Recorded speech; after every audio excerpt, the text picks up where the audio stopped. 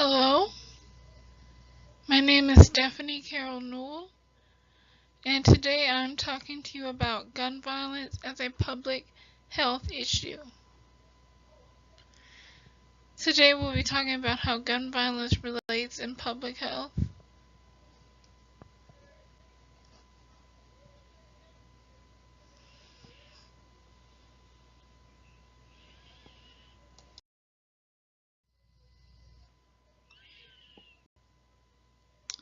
Okay, so here are my objectives. I will be defining gun violence. I will give information and statistics as to give an overall scope of the toxicity that is gun violence. Explain how gun violence relates to public health. Who's to blame for gun violence and who the perpetrators tend to be. Gun violence and gender, race, and mental illness. The current status of this issue. Existing laws, regulations, and policies governing gun violence. And the people who are fighting this issue right now.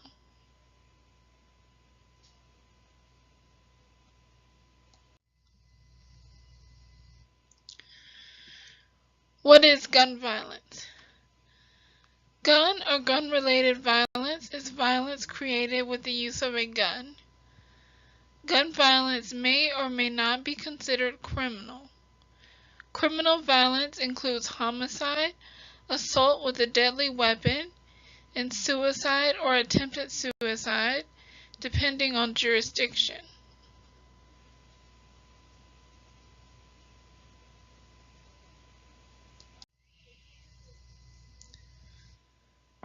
How is gun violence a public health issue?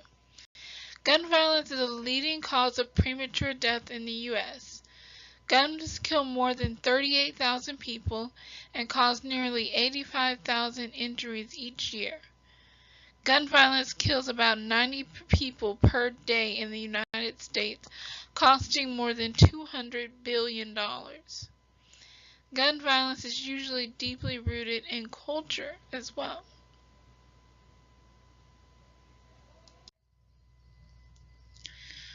Who's to blame? Gun violence is normally in drugs and gangs, domestic abuse and assault, unintentional shootings, random rampages, arguments gone bad between intoxicated men with handguns, not mental illness. Mental illness, psychotic and mood disorders account for less than 4% of all violence.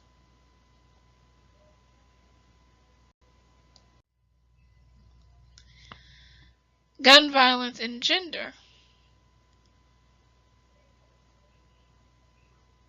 This is a quote from the book Gun Violence, Prediction, Prevention, and Policy. Any account of gun violence in the United States must consider both why males are the perpetrators of the vast majority of gun violence and why the vast majority of males never perpetrate gun violence. An account that focuses on both phenomena focuses in part on how boys and men learn to demonstrate manhood among diverse groups of males. Although evidence exists for human biological and social environmental systems interacting and contributing to aggressive and violent behavior, this review focuses on the socio-cultural evidence that explains males' higher rates of gun violence. This is just basically explaining why males tend to be more violent with guns than females.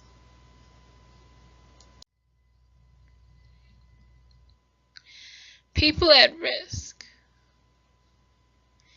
A natural starting point for prevention of gun violence is to identify individuals who are at risk for violence and in need of assistance. Efforts focused on at-risk individuals are considered secondary prevention because they are distinguished from primary or universal prevention efforts that address the general population. Secondary prevention strategies for gun violence can include such actions as providing prompt mental health treatment for an acutely depressed and suicidal person, or conducting a threat assessment of a person who has threatened gun violence against a spouse or work supervisor.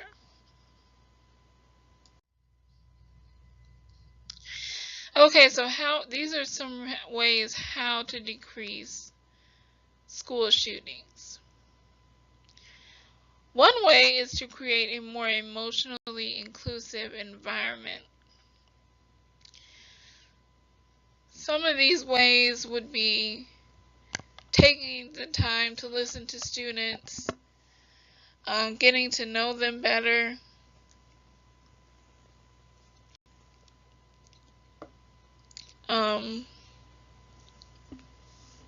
listening to them, caring about them. Another way, a public health approach would be to approach the community with vaccinations, screenings, exercise, healthy food, etc. Things that promote overall wellness. And that way you better the community, you will at least less likely to have shootings. Connect to troubled students by shutting down on bullying and encouraging strong relationships between adults and youth who may see or hear about a weapon being seen or used at school.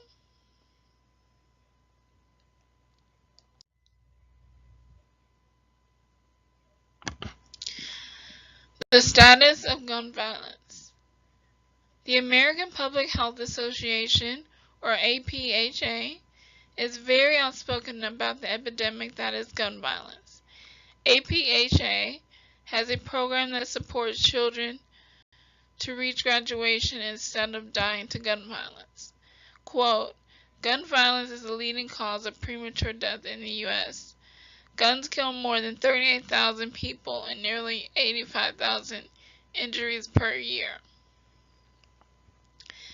As a longtime advocate for violence prevention policies, APHA recognizes a comprehensive public health approach to addressing this growing crisis is necessary.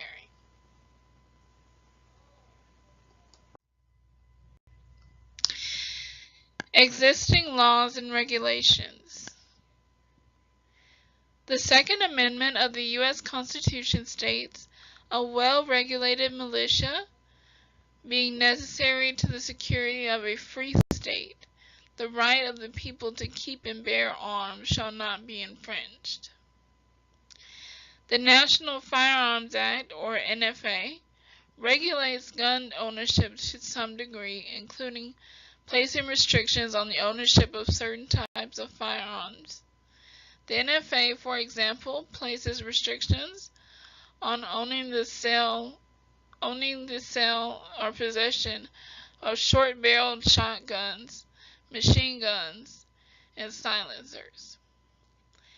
In order to purchase one of these, owners must go through an extensive background check, purchase a tax stamp for the manufacturer of the firearm or device, and register it with the Bureau of Alcohol, Tobacco, Firearms, and Explosives NFA registry.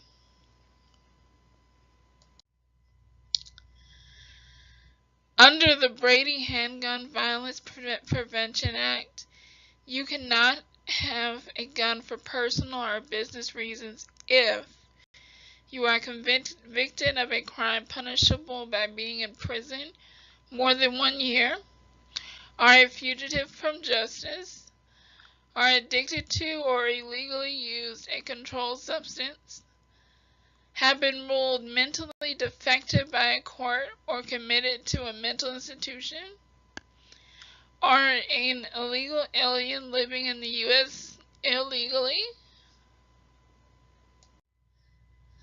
received a dishonorable discharge from the U.S. Armed Forces, renounce your U.S. citizenship if you are a U.S. citizen, are subject to a court restraining order that involved your intimate partner, your partner's child, or children,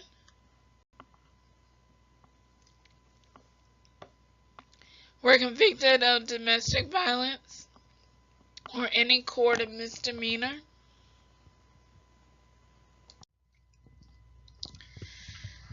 who's fighting gun violence?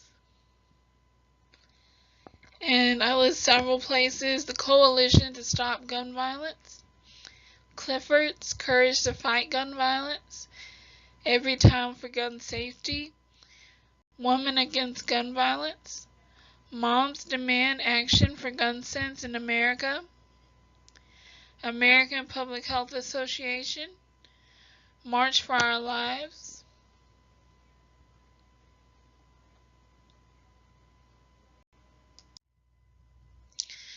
My take on gun violence: I do believe that there needs to be more restrictions on guns, and not just on mentally ill people, but people who have a record of violence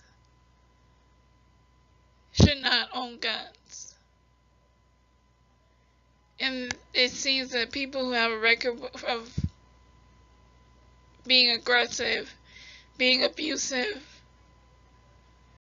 are still able to get guns. I think there should be restrictions on people like that.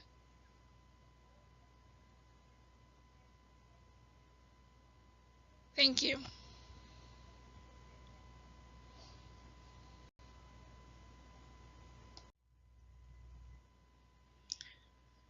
Alright, thank you so much.